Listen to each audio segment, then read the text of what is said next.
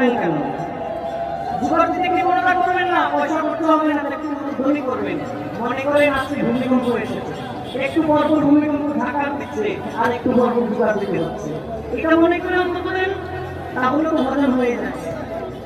ভগবান বলেছেন, কেউ যদি হেলাতেও আমার নাম নেয়, কেউ যদি হেলাতেও আমার ভজন করে, এই জন্য দেখবেন সারা জীবনে যে হরিবল বলে না, ওই মরাটা কান্দে নিতে সময় গিয়ে শ্মশান ঘাটে যাওয়ার সময় হরি বল বল বলি, হরি বল বল বলি, হরি বল বল বলি বলে জানি। তারও একটা রহস্য আছে। যখন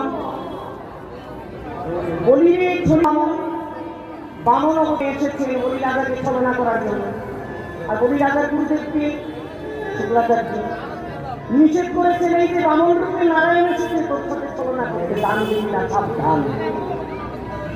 আমি যখন বুঝি যে আমার কাছে যা চাইবেন তাই দান দিব, আমি দিব না। তখন বললে বামন অবতারকে আপনার কি চাইবেন? বামন অবতার বললেন আমার বেশি কিছু নয়, আমার পথে কৃপা